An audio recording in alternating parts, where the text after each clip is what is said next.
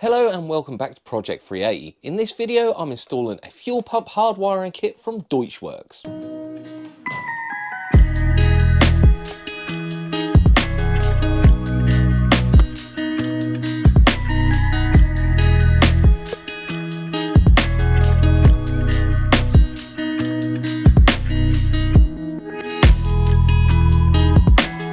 In previous videos I've installed a 340 litre an hour fuel pump from AEM, some Injector Dynamics ID150X injectors, a Radium fuel rail with fuel pressure regulator and fuel pulse damper, and a GM style flex fuel sensor. Installing that is all well and good unless the fuel pump can't keep up. With the old flimsy narrow gauge wires for the fuel pump, you just can't get the voltage to the fuel pump that you require when you're trying to make big power. And that's where the Deatschwerks hardwiring kit comes into play. It basically uses those old small wires for a switch for the hardwiring kit, allowing more voltage and amperage to come straight from your battery to the fuel pump. So hopefully eliminating any voltage drop at the fuel pump, allowing the fuel pressure to stay exactly where you need it, and at them high RPMs where the fuel pump's working the most, the fuel pump's going to keep on pumping due to there being no voltage or amperage drop. So let's get installing it. First off, we need to gain access to the fuel pump, which is under here. So the soft top needs to go up and the rear shelf carpet needs to come out.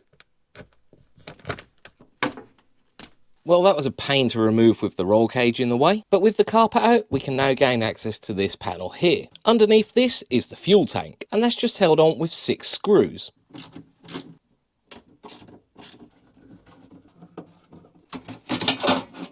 Underneath that cover and the dust is the fuel pump and the fuel pump wiring. This is what we're going to be connecting the hardwiring kit to, so we can unplug that.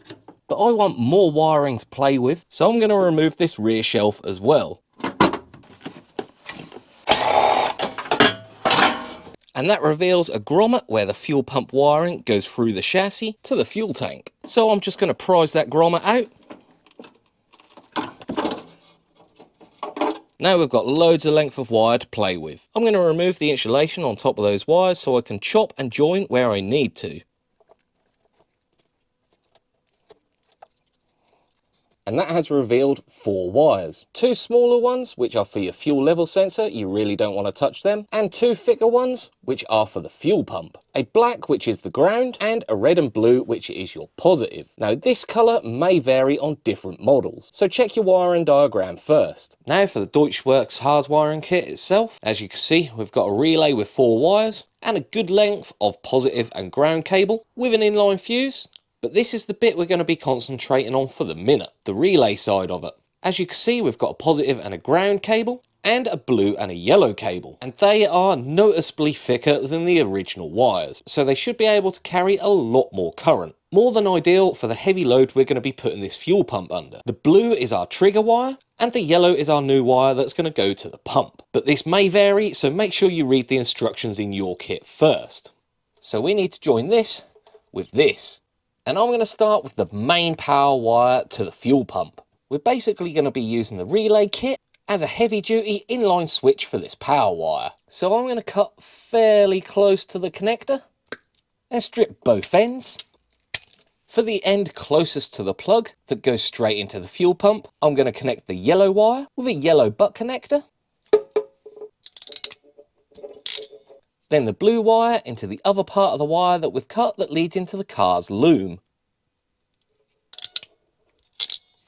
So now it's essentially a switched relay in line. We also want to upgrade the ground wire. Make sure you cut the right wire, as the fuel level sensor and the fuel pump are quite similar. Again, they can vary on different models. So I'm going to cut that. Now this end that goes into the car loom won't be needed anymore, so you can just cap that off. I'm also going to cut the ground wire that comes out of the relay and strip the ends of all 3. I'm going to join the relay end with the connector end with a butt connector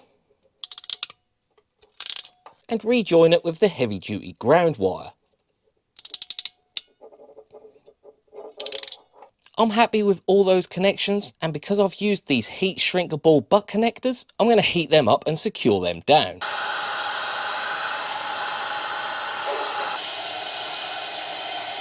For the grommet that goes through the hole in the chassis, I'm just going to cut a slit in it to allow the new wires to sit in. Then that can all be poked back through into the fuel tank area.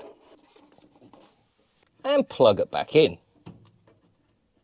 Now if you wish, you can secure the relay somewhere in this area behind this metal cover. So I think I'm going to put a nutsert right here, something like that. Now remember, if you are going to put a nutsert here or a self-tap and screw, remember there's a fuel tank behind there and some fuel lines. So if you are going to drill into this metal, be careful. Now I've just got to run the power wires back to the boot. I've wrapped a little bit of Tessa tape around this just to neaten it up. But right beside the fuel tank is a nice access hole into the boot. So I'm just going to run it through there and secure it in place with a few tie wraps.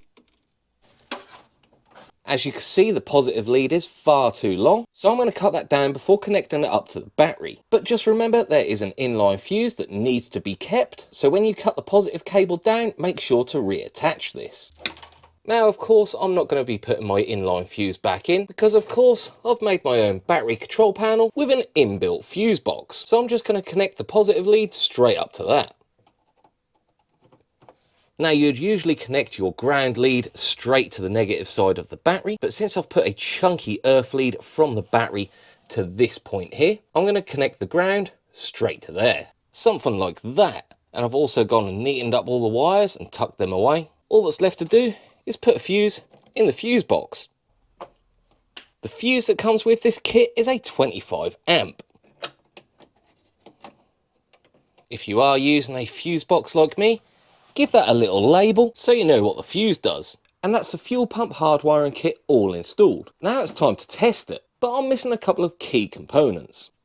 A fuel filler neck and some fuel. So the last thing to do is to reassemble this part of the car. But that's staying off for now, as I've got a little bit of work I need to do under here, but reassembly is the exact same as it came off. So that's the Deatschwerks fuel pump hardwiring kit all installed on the Mark II. And hopefully that is the complete fuel system fully upgraded. Every part of the fuel system has been upgraded apart from the fuel tank, which I think the only thing I can really do with that is put a sponge baffle inside of it. However, if you think I could do anything else to this fuel system to make it any better, or can improve on something I've already done, please let me know in the comments down below. I've said it before and I'll say it again, if this car fails, I don't want it to be failing on the fueling system. And hopefully with this kit, my fuel pump can keep pumping all day long. If this video helped you fit your Deatschwerks fuel pump hardwiring kit, let me know in the comment down below. As per usual, like and share this video, subscribe if you're new, and I'll see you in the next one.